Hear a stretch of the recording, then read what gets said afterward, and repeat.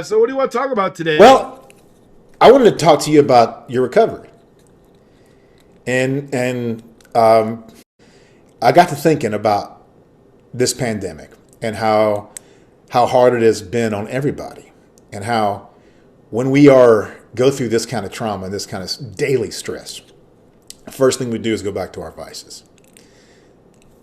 This present company included. Boy, I went straight back and I was smoking and drinking and doing all kind of stuff. I mean, nothing like, I wasn't partying. I was just at home. Right. But it's like you get this sense of like, we might all die anyway, so I might as well just do what I want. And of course, it wasn't healthy, and I gained a bunch of weight, and now I'm, not drinking and not smoking, not doing nothing. Sure. But I thought that there's probably a lot of people that are struggling right now with their There's no demons. question. And I thought it would be really good to hear from somebody who's been in that struggle. And I know that, you know, alcohol and drugs and all that stuff, cigarettes, whatever your drug is, caffeine, Right. the internet, whatever it is. Right now, everybody's leaning heavily on those things. And, I just thought it would be good for some people to understand, knowing your history and knowing who you are and Right. knowing, like, the tailgates and stuff. It was really part of our, it's involved in your friendships. It's involved in your profession, everything. Uh, And so to hear from somebody who went through that right before the pandemic, like pretty close, within a year, I was basically 3 months in. that's when you started. Yeah, December Yeah. December 30th, 2019, Yeah. and then What a time. What a time to stop. yeah, but the reality is that I stopped, Yeah. and So talk about that, Dean. What number one, like what made you? What was the that fulcrum moment where you were like, I gotta slap, I gotta do something about this. Mike, it's tough for me to just say what was the it wasn't an epiphany. There wasn't a It's kind of reductive, isn't it? Just to go, did you have a moment of clarity or something like that? But it doesn't always well. work I that mean, way, right? I think that once you've been recovering for a period of time, that you can really look back and analyze in your emotional sobriety what kind of work or what kind of hit for me, and or what we call your bottom. And honestly, Mike, I think that's what it is. I had, my drinking was definitely a progression, and that really, actually, interestingly enough, started more after I stopped performing, Yeah. because when I was performing, I had to pay the bills, so I had to make money and sing. Yeah, so when I look back at my life early on, I always loved to hang out with my cast, my crew, and I enjoyed having the cocktails and whatever that scenario was. But what I believe happened to me was switching to directing, which really is the coolest thing that ever happened to me in so many ways. I don't think I realized the pressures that were coming up on it, and the dealing with administrations and a whole new world and how everything changed, and and I kind of felt like a fraud, Mikey. That's what really came up when I just hit my bottom. I looked at myself and I went, you're kind of BSing yourself through this, and based on my behaviors, as far as my defensiveness, my ego, my all those other elements, I started seeing a color in my life that I just hated. Yeah. And the big thing for me is when I stopped, it wasn't roses and sunshine. The day it wasn't poof. Mm-mm. There was no poof, Mike. I stopped and immediately went way down into a massive anxiety and a massive state of paranoia, panic, fear, massively fear based. And I was alone. I was in my shack in North Carolina, after just being on the road for a really long period of time and doing auditions and progressing in my drinking while I was on those 5 or 6 years before that. But and when that happened to me, I was I was done. I was empty. I was completely empty. I felt completely ripped apart and so vulnerable. It was rough, and then I walked into the program immediately, and I needed it, and I was lost. Didn't still know. It took me a very, very long time to get to a really poised and balanced place. Now I have to work on that every day, but Mm. um, what really caught me off guard was just how empty I was in my life. And so this fraud aspect of everything I'd done before immediately went to a really bad place. And I said, okay, I can never direct again. I can't see anybody ever again. I was those kinds of neuroses and fear, and couldn't sleep, couldn't, it was, and I basically just said, okay, let's do this and let's get on it. But Didn't go that at how the did you time. get from that place? Because man, I know that. I mean, I know that anxiety, depression place where you just want to go away. You don't Sure, want but to see but I don't, anybody. You don't want to feel of anything. How course, did but I you? don't think I'd ever had it to that level, you know. And so realizing that, this substance that was my primary source of an addiction was ruling my life. And not only that, but I needed it, and I needed it to maintain some kind of semblance of a normal functioning human being. That's based on the detox that I was starting to go through. Yeah. And that's when I kind of really sat back and went, okay, I didn't get it until I started feeling that and starting to see that. And that was just the beginning. That was just the beginning. And I mean, I'm never done. Right. To me, never done. It's a life journey. And earlier we were talking, I think before we started recording, we were talking about just, I'm done. Something you said, I'm Yeah. done.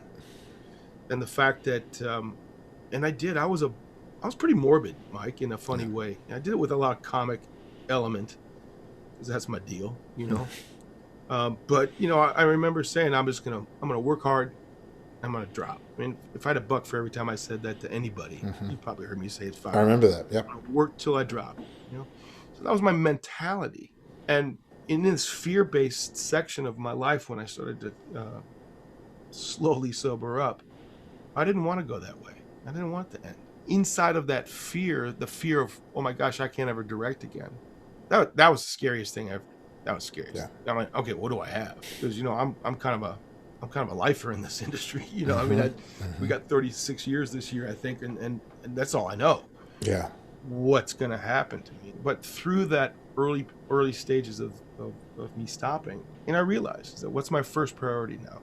What's my first priority? It's not to rebuild my career, not to get back on track on the career. My first responsibility, my first requirement is sobriety. You know, and the ability that I had to just go, okay, you're powerless to this, and it's and as I progressed too, is that I'm not a bad person. I'm Yeah. not a horrible person. Yeah, I'll make amends in my time, and I have. But it's just that day-to-day step. And I really, Mike, everything changed for me. I had a very good few core friends that were just unbelievably generous to me. We're not in the program. They talk to me on a regular basis. Both my brothers were really, really powerful in this experience for me. But I was just a wet noodle. Yeah. Because I mean, folks that don't know, you live alone. You and I your do. dog. Yeah, me and Yeah. Snow. And She's my shmoo. But what did you get the support? Because I mean, I know, and you're a do-it-yourself kind of dude anyway. Like yes. when I think back over the years at places where you worked, you would be directing and then teaching the young artists and teaching the chorus how to act, and Mm-hmm. then And building the building sets with your something. bare hands. Being a prop out in the loading dock. Yeah. So And you that's did the everything thing I still yourself have. to try to conquer addiction on your own. But to come home at night and be alone, and there's no witnesses, there's no one there with you. to say, hey, what are you doing? Why are you taking that drink?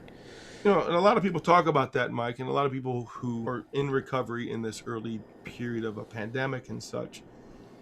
And it was scary. It was scary. It was a very, very isolated scenario where you're just kind of panicked. And the interesting thing for me is that I had just about a month when I stopped, just about a month before I had to go out on the road again and direct something. And the panic of doing that, of getting ready to go to a job, was some sense of fear that I've never felt.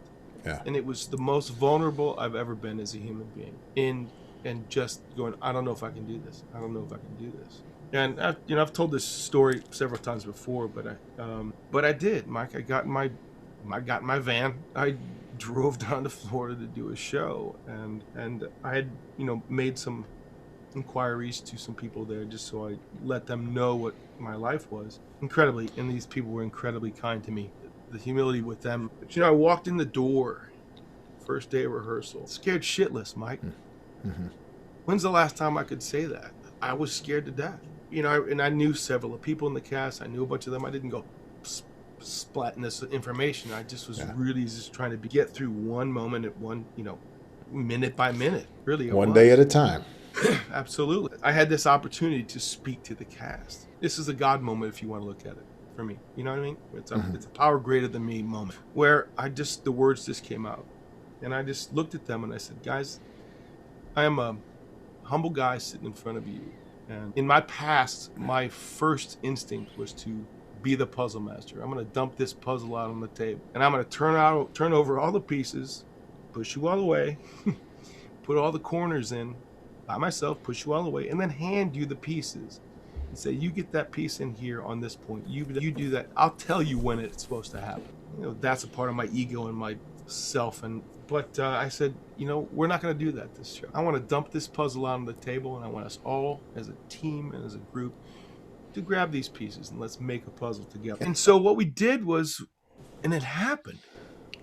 And I got through that first rehearsal, and I went back to my room in the hotel because it was rehearsal, room, rehearsal, room, rehearsal, room. Honestly, listening to recovery podcasts in between. I mean, that's really how, because I could barely listen to music, Mike. Yeah. And I'm going, oh crap, I got to do harmony.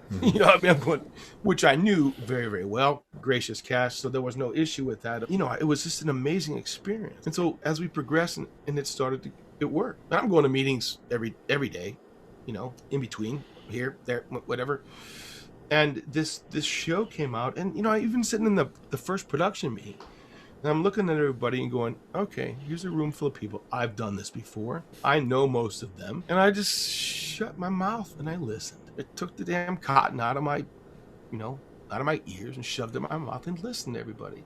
And then I was able to respond to them in a humble and generous way. Now that may sound normal to most people, but I wasn't living on that track. I felt like I had something to prove all the time back when I was progressing constantly. And of course, when you say ego, self, oh, great business, nice choice, Dean. Mike, nice choice, bro. Yeah, let's get into this business is nothing but ego. Yeah, we could have gone somewhere else on that one. So there you're dealing with that. Yeah. But, so much of ego anyway is fear-based. And, that's just huge. The simple aspect of it, the simple thing. Seriously, learning for the first time in my life at 57 years old, that if there's a conflict, I had something to do with it, no matter how you look at it. Yeah. Seriously, that was amazing. And so every little thing that would happen, these gifts that happened, just got in your head, got in your heart. You'd think about it, and then the next day you would hope that would have another one. The program for me was just great sponsorship and getting to know people and reaching out, and all those aspects of it were just really powerful. Just taking a mantra for the day and living in that mantra. So there's a simple aspect for me, and that's what got me through. You said something earlier. One of the aspects of I know the AA situation is control, and how you have to seek control to a higher power, and being a director, control's kind of your thing. And like you were saying before, that was how you got it done. You were a puzzle master, and you had all the pieces and you put them in there. How much did your education in the program, how much did that education facilitate this new sort of collaborative, more sort of teamwork idea? And I also want to ask, did it take out some of the pressure off of you? Because when you control everything, then everything's your fault if it goes wrong. And that's the way you would internalize that. So, Well, I mean Spark. that's such a it's look, it's different for everybody, and for me, it was simple for me to just go, okay, there is a power greater than me. And that simple statement to get to a place where I could say that was huge. And that's again not based on my ego that I thought I was the greatest person in the world. That was probably tickling around somewhere in there, but it was mostly based on the fact that I felt like a fraud, and so when you're not feeling internally that you're doing the right things, or the control element gets away from you, or we go to our defense mechanisms. We go, for me, when alcohol was induced on top of that, man, it's like shifting a Volkswagen, bro. It's like shift the Volkswagen. Here we go. And look, me. I've never not been known for being energetic. So the ball would spin faster and faster and faster. And the program is the program. I'm not going to talk too much about the program. The program itself, Mike, is not an anonymous program, but the people in it are. Does that Yeah. make sense? Mm-hmm. And I have been, obviously, with the podcast, and I've been very open to discuss this with people because I think it's important. Because the program also is giving me tool to understand a daily life. But the director part, I mean, read the big book. Yeah. There's a whole chapter on it. The first time my eyes laid eyes on that, again, I went, okay. So, and that's the beautiful thing about this program. It's important that you bring this up simply because, the stigma of addiction, Mike. Mm-hmm. The stigma of addiction is a really, really bad thing. And it's something that hurts me. It hurts my soul. And the fact is that someone, the judgment that happens with addiction can be just such a devastating thing. For someone to have an addiction, feel an addiction, not understand an addiction, any kind, doesn't matter what it is, and not be able to verbalize it is the worst. It's got to be isolating Oh, when look, you're already isolated. Just like another layer of just oh my, estrangement from yeah. society. And then what happens is it just builds up and builds up, and it goes further and further down. I feel like I'm climbing out. It's my first priority. And to be able to just sit here with you, yeah, okay, a bunch of people might watch this. Okay, it doesn't matter to me. If someone gets it and goes, oh, cool, there's a guy who's been doing this stuff for a long time, the conversation can be started. Somebody needs to reach out. Yeah, they can find me. That's all it is. So I feel this really powerful need now to be of service. Does that make sense? Trigger back onto that early sobriety. So I was only in my third month because I did that show, and then I went off to do another show, and I had 2 or 3 more. And boom, canceled. And I'm going, okay, bro, no more meetings, no more in-person meetings. I drove back to North Carolina, and I said, okay, well, I guess I'm going to wait here and see what happens with that next 2 jobs and then do the summer. So I did. I started the Zoom. I started the Zoom meetings in my local area, and still do them. Use Zoom for the program. It's been a lifesaver. Yeah. And it's a service, which then led me to go, okay, how many other people, as you mentioned earlier when we were talking about in this pandemic, how many people are struggling? And you see it on social media. You hear and you read things. And I'm not some kind of on the bandwagon The Reverend Anthony of the Reverend Church of Anthony. Sobriety. No, man, I'm just a bozo on the bus, bro. Seriously, Yeah. I'm just another bozo. And I heard such a great thing today. I'm just another misfit toy. You know what I mean? That's what I am. But the podcast just felt like I wanted to put it out there for the industry, for the performing arts, and just say, hey, I know there's a lot of people struggling. I know there's people that haven't, or So it felt more of a need. Well, I know that for me, like the anxiety part of life, it makes it pretty impossible to just relax, Understood? to stop racing thoughts, to just sit and be, and Community. not be torn up all the time. Yeah, the community in my head, as I would call Yeah, it. like a brain full of bees, baby. When I'm drinking, I can relax. I can sit at home and not do anything and Right? be content Mm-hmm. without feeling like I'm wasting time or not Right. doing what I'm supposed to be doing, all that stuff. Especially during the pandemic, people I've talked to, they were like, yeah, I just start drinking about 4 o'clock, 3 o'clock, Sure. just go all day long, just go for the rest of the night. And I can go to bed. I don't ever have to like square dance with my demons for the rest of the evening. Well, right. But how did you cope with going from mollifying those feelings and those emotions and sort of numbing them to having them all like late? It's like, everybody's ripping the scabs off, a burn victim. Sure. And how did you handle that? Because it must have been like insane to have to like all this stuff that you've been pushing down for decades. It is, but the fact that you were dealing with your what I call my emotional sobriety for the first time 24 hours a day without a drink is amazing. It's painful Yeah. and it's hard, but it's amazing. The, I say this to a lot of people. I said the ability now to make a decision, to make a conscious decision, sober, 24 hours a day, might change my life. Yeah. Because you see, I thought I was good at it. I thought I was a good drinker. Yeah. A professional, as we used to say. I'm a Correct. professional drinker. Not knowing the signs, not paying attention to the whole thing, and not seeing, not really understanding the progression of it, which it did progress for me. Those demons are there. The way to take the time, take the pause, which is what some of us don't do. Some of us don't like to take the pause and just really just sit there with it. Stirs up 5,000 other emotions, one at a time. Yeah.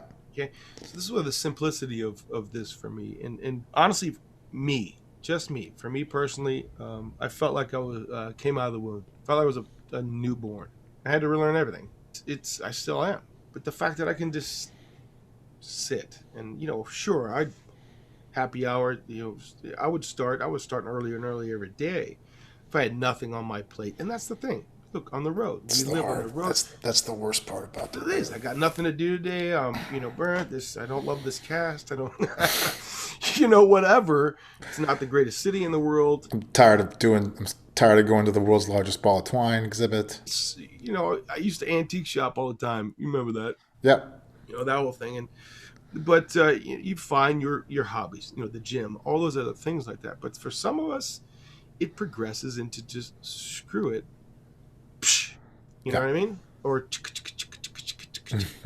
and it's a certain time of the day, and they said, I'm going to stay in. I'm not going to hurt anybody. It's all going to be fine. Yeah. But for me, once I started that, then I was really not capable. Sure, I could have conversations. I'm sorry, I changed my sentence structure. I could have conversations, and I could be somewhat responsible. But the gear shifted. It's that first drink. Yeah. Everything shifted after that. And you may get a kick out of this, Mike. I don't know, but what I remember so vividly, just a few days after I stopped drinking, I remember looking at my computer, and there were 755 emails. Okay. So what does that tell you? Okay, yeah. So that at a certain point of the day, you go, screw it, I'll get to it tomorrow. And the fact that I only have 24 right now, and watching that go with a sober sense of mind. And yeah, sure, 90% of my emails started with, "Hey, sorry for the delay." But it's like that's all my emails. Canned response, yeah. But and that's just a part of the sober habits that have to be built. And when you first started going, when you jump into sobriety, and I'm sure, I'm not gonna, I don't know how comfortable you are talking about this, but there have to be starts and stops, right? It wasn't like a switch that you flipped and you're like, okay, good, I never want to drink again. Like, were there times when you had to have a drink? Some people try to control their drinking. Some people decide, I'm okay if I'll have this, and they start to count. They start to do all these other elements, Mm-hmm. and I stopped. Yeah. I'm grateful that at 12 o'clock on 29th of December, 2019, That was it. at noon, I dumped the rest of that beer out, Yeah. and it wasn't my first of that day. And I'm grateful that I have not had a drink since. Now, doesn't mean squat. Well, it means it's important to me, but tomorrow's a new day. The next day is a new day. I don't know what's going to come at me, what's going to affect me, how it's going to change my life. But what I know is that I cannot be it's not a control factor. It's a disease. Yeah. And it's a disease that I have accepted, and it's something that if people want to judge me because of it, I mean, but I don't think. Look, anybody who knows you, for one, wouldn't judge you for that. In our business, you would be a naive person to say that alcoholism isn't an addiction, aren't real right, problems in our business. right, And it has a lot to do with all the things that we sacrifice and give up, the connections, the personal relationships. mm, I mean, anytime they talk about recovery, they always talk about how important it is to have a support system and have people around you who are helping you in your journey and all that stuff. Well, if you're on the road, it's the same reason why we don't go to the doctor or the dentist. We don't have that. exactly. It's easy for somebody who works a 9 to 5 and goes to the same place every day and comes home. Yeah, you can go to your doctor, you can go to your therapist, you can go to your meetings, you can go, but like fighting your addiction when you're on the road, Very hard. I think that's why it's such a severe problem in our industry, because we're using that thing to sort of. I know that when I'm free and clear and like clear eyed, it's terrifying to think of what I'm doing with my life. It's terrifying. What have I done? What have I done? What have I done? Well, the bigger question with that, When I'm drinking, what are you gonna do? well, yeah, of course, that's the thing. There you go. But I'm talking about when you get home and you're like, Right. what have I done? Why did I waste my life this way? I mean, especially when you get up into your 30s and 40s. Yeah. Unless you're making $1 million a year and at the big top, whatever, you're going to have those thoughts all the time. And so for a lot of us, I think it's just easier to pop a couple of drinks and I'll think about those things. Sure. And so that's why it's so, I mean, every time we go to a gig, what happens? Every time people go out and party. Well, yeah. And it's totally normal. It's totally acceptable. Like so many other industries or businesses, whatever, the idea of a reward for a kick-ass rehearsal period at the end of the day is what we do, Yeah. what we did. You talked about the tailgates before. I created those tailgates back in the day because I liked the camaraderie. Because it was better than being alone, Mm-hmm. yes, or being by yourself. And so, I look back on those days now, Mikey, and I told you about this earlier, and I don't regret doing that at all. Okay. I don't, because I think that what it did was it created a unification, and it created, especially in small companies that, these, whatever. And so, and I don't regret, and I just, so the regret thing is gone. Okay. Yeah. But what you're saying is fascinating is that, when I was in that first job a month or so in, and I had to go to that opening night party, in the bar upstairs, I'm sweating bullets. Yeah. So what I learned in that short time in my work is I picked up that phone and I called that person. Mm-hmm. Bro, I'm walking in. All right. Yeah, I just wanted to check in. Yeah, thanks. Yeah. Click. Walked out. We're good, bro. Yeah. Yeah. Went home. You know what I mean? It's a simple thing, but it's coming from such a vulnerable, childish, almost childlike place, which is an amazing thing. The gifts that I see now in everything are just, again, I do explode. I mean, walking outside last night and looking at the snow come down, I'm going, that is just beautiful. You know what I mean? Or seeing the deer, eating the corn that I put out for them, and the squirrels, dang squirrels, but that's okay. I'll still feed them. Yeah, I mean, you know what I mean? Or watching the big old chunky birds in my yard because I'm feeding all the birds because Yeah. I like them coming around. Who would have known that I'm a guy who likes to You're the feed crazy birds? pigeon guy. You're Mike Tyson.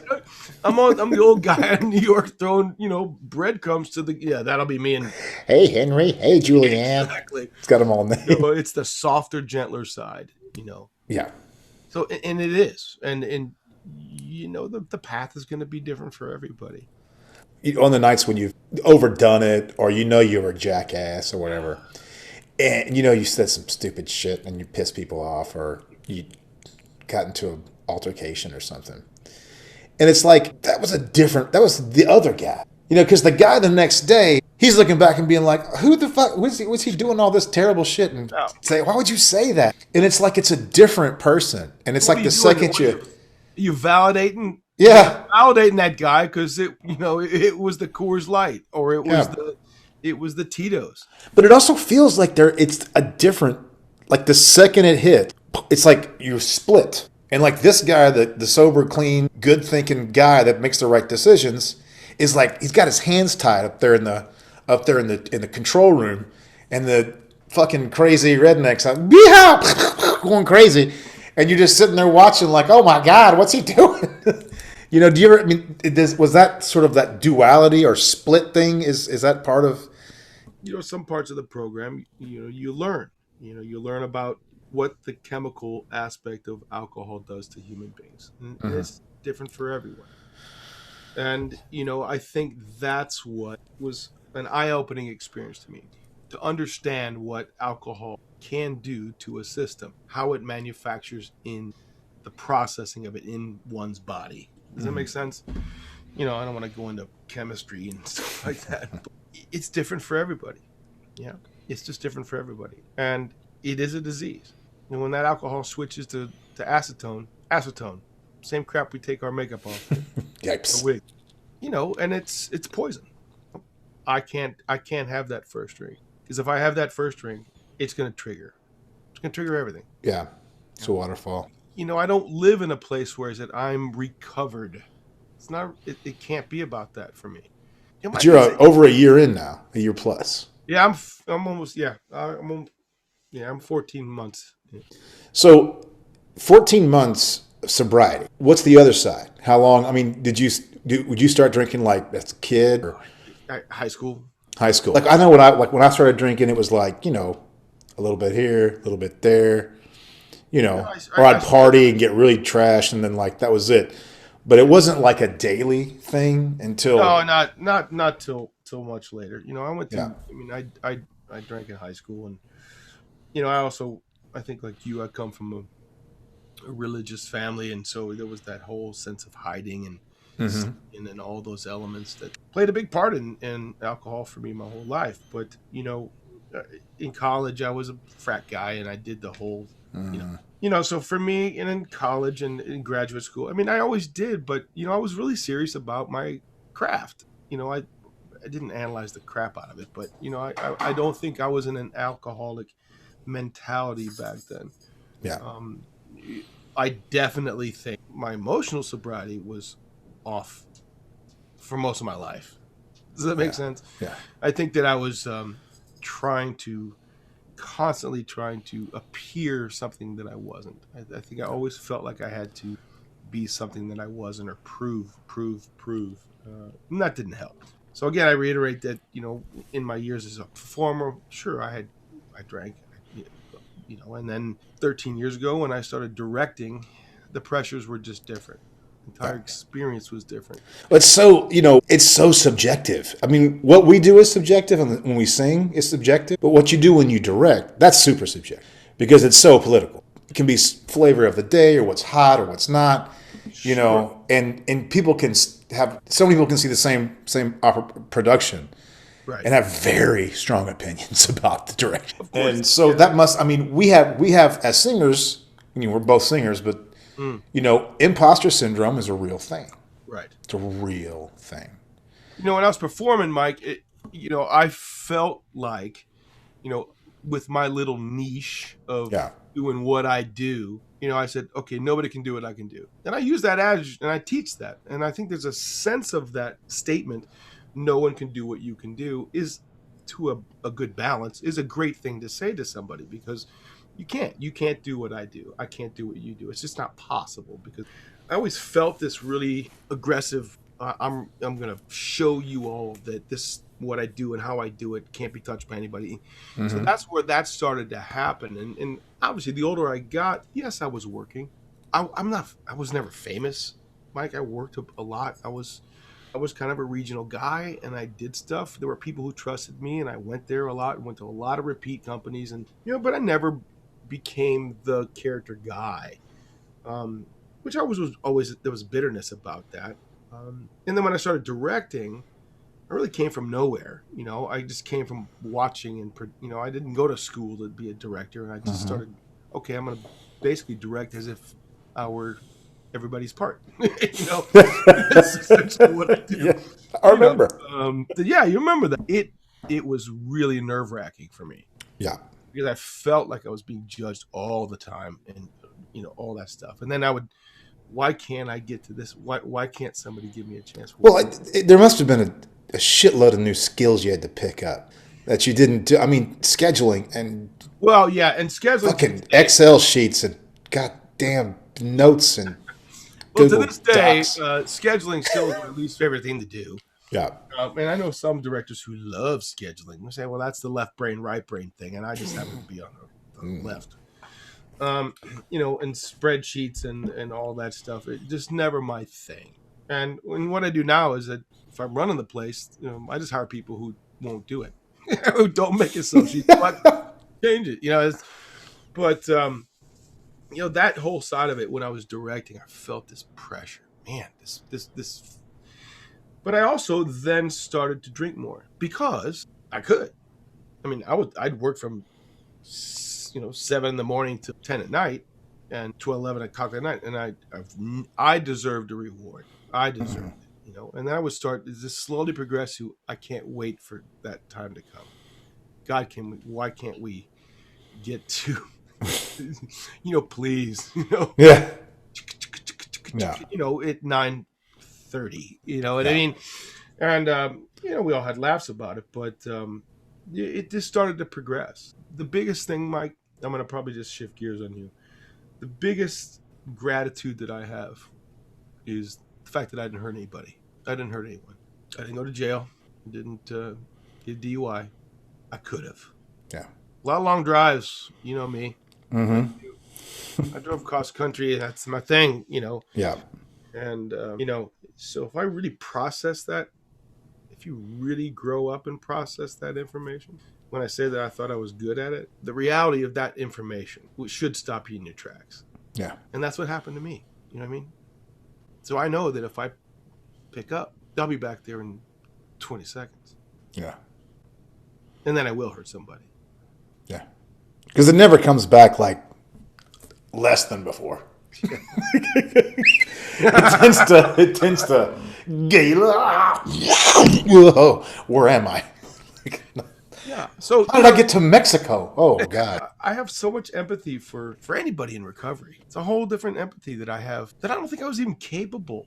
Look, if somebody called me, or if I heard the news of somebody sick, problem, and God knows we've lost so many people to age and to COVID, and I'm scared to open up internet every day because that's just the ability now to sit back and just go and just be with it. It's that pause, Mikey. It's that pause that you don't want to take, instead of trying to become the first person to post on Facebook about it.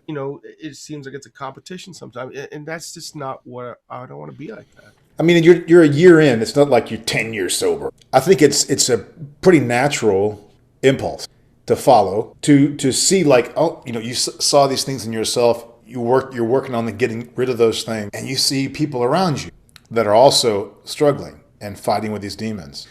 And probably if you today were to go back 5 years and talk to you at 5 years ago and say, hey man, you got to do this. Stop doing this now. You'll change your life. And you'd be like, man, fuck you. Get away from me.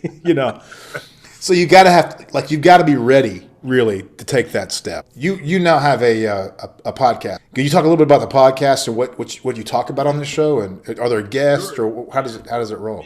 It's still in the early stages, and it really wasn't a pandemic project, Mike. Yeah. It just it came from my time, and it felt like it was something that it was important for me to do. All I can be is a vessel. I can't fix anybody. I can't get somebody to quit drinking, quit drugging, quit. I can't. It's not my thing. It's not my place. What I can do is I can listen, and I can share. And bro, I'm sharing it all. I mean, this Yeah. we're just out here today, and I feel okay about that. And the podcast is going to take its own life. We're only 4 episodes in.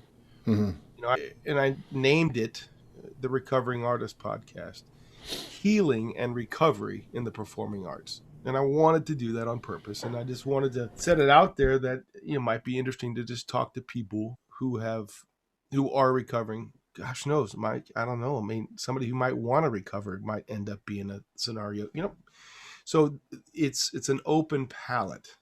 I started it with my brother who is recovering, and not a performer, but a spiritual counselor, but a counselor in general, and a huge part of my, almost daily, just he was there for me. And then it progressed into progressing into Couture was on there, and Stickens, director, choreographer, and then I talked to a lot of things. I talked to Tia this last week, and my friend Diane Alexander is going to be on next week, and so essentially, yes, I am talking to people who are close to me, who have had a big impact on me.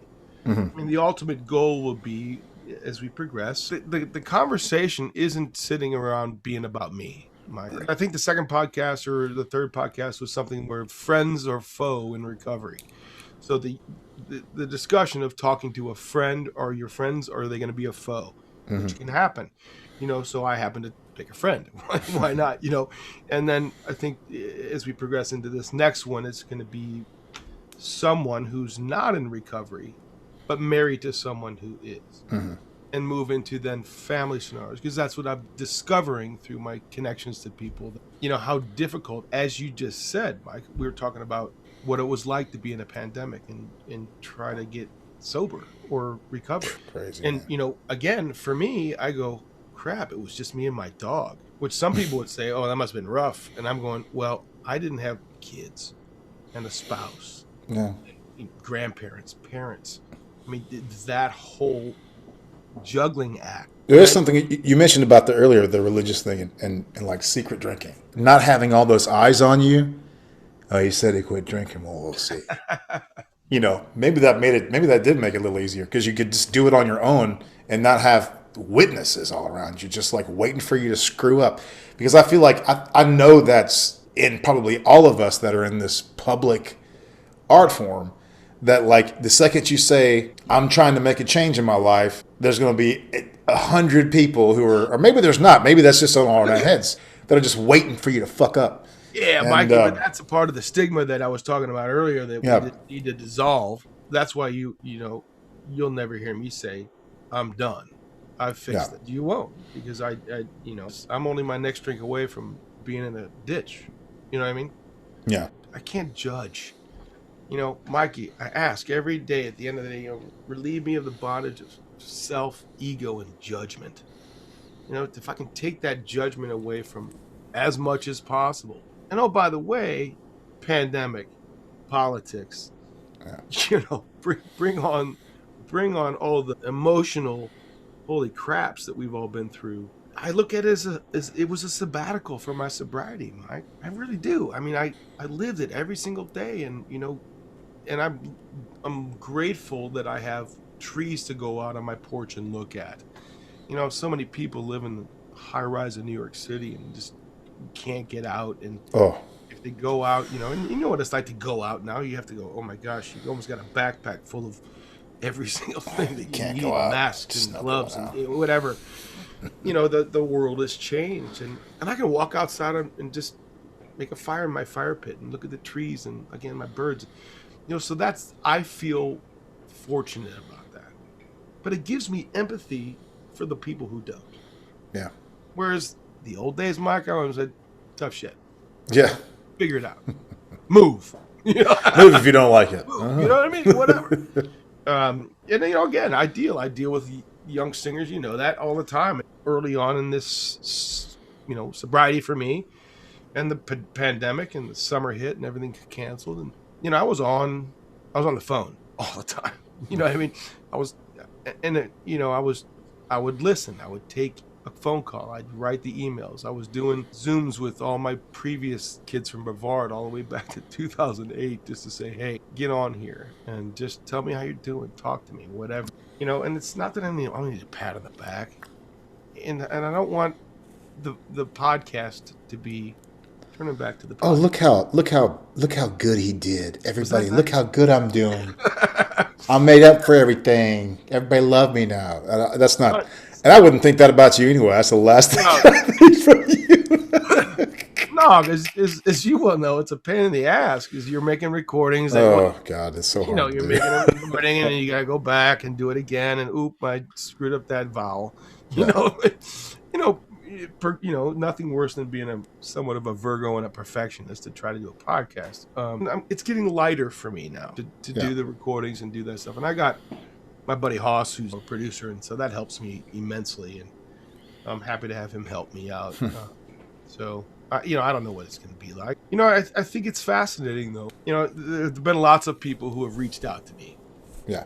Like people that I've known in the industry for years. And, whether they send me an email, or they text me, or I get a PM or something on Facebook. And the vast amount of people that are affected by this. And we haven't even talked about, we talked about anxiety, but, mental health issues and ADD and all those things that go and hearing those people talk. And then the other people I've met and, that I know quite well who have dealt with addiction. And they put it out there to me that it would love to talk to you. I'd love to sit and, chat with you. And I went, oh my gosh, I think it'd be great. And then we'll talk a little more. And then they decide I don't feel comfortable. Yeah. And you know what? That is absolutely cool. Yeah. It is. So for me, it's never, why did you, you said you would talk to me, and what can I do? I said, I'm asking somebody to basically rip the chest open and just puke it out over, a recording. And that's just asking a lot. And you're not even going to give him a costume. Exactly. Or You music. hide behind a wig, bro. No right? music and no costumes, and I have to bare my soul. Forget it. And you do your stuff, you'll see my ugly mug on I think you still, I don't know what you're doing, but I don't do that. It's just a recording. Yeah. But, I don't know where this is going to lead. You're in your travels through the industry, and you see people around you, and you see so many people that are struggling with this, and maybe someone out there is considering making a change. What would you tell them? Honestly, Mike, all I would do is I'd just tell them a version of my story. Mm-hmm. Would never tell them what to do. Yeah. I would say, this is what happened to me, because it's a, and I would just tell them my side of it, and then I would listen. And if they asked me for this question or that question, I would try to guide them to a place or a location that might help them.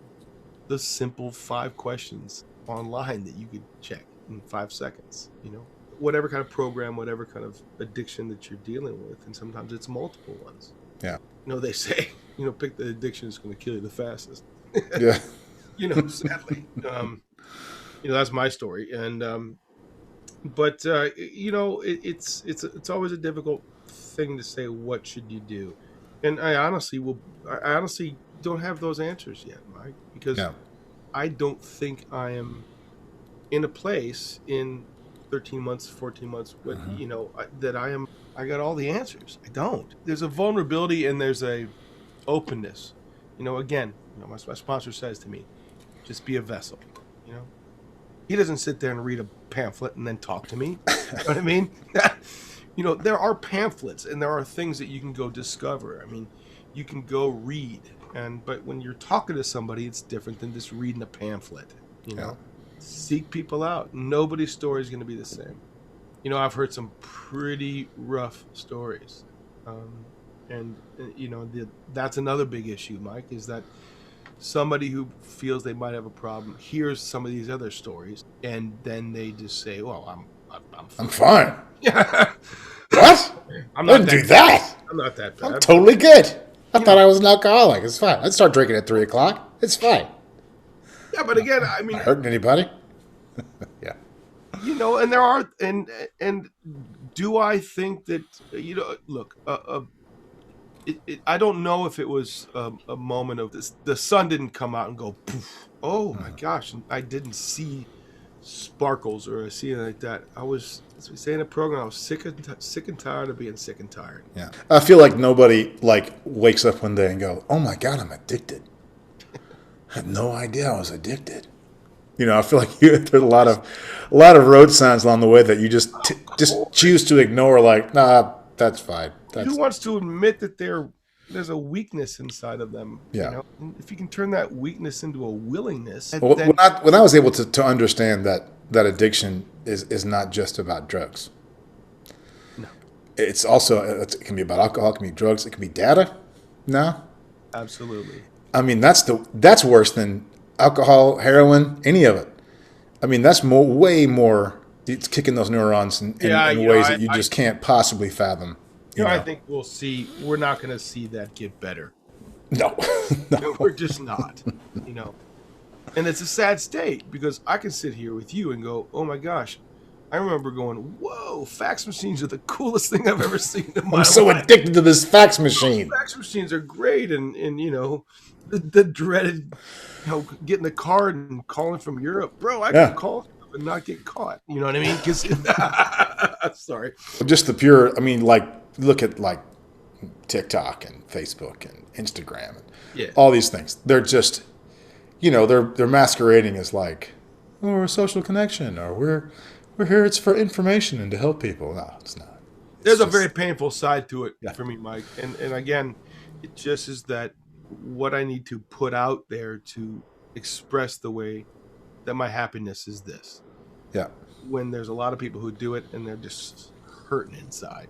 Because I got off this thing for several months. I just and it was around the new year, and everybody else is all depressed in the new year anyway. Because everybody kind of just quiets down in January except for this one.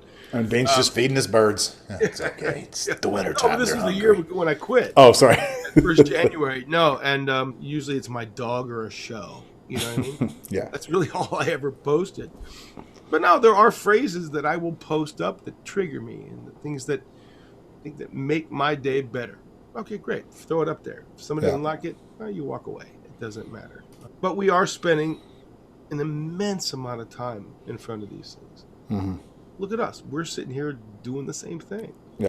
I guess you're probably much more capable now that you're not drinking all the time. Well, it's You find yourself much, like, oh, I've got all this energy to do stuff. no, it's again making sober decisions 24 hours a day. Yeah. Okay, that's there. I mean, Mike, they didn't even talk about this, but my mom passed away in the fall or late summer of 2019. Summer. And that didn't help. My progression kicked off after that. Yeah. My first thought was, oh, okay, she's gone. And then I went, oh, I'm an orphan. Oh, wow. Okay, this is weird. And that really threw me, but it just took off.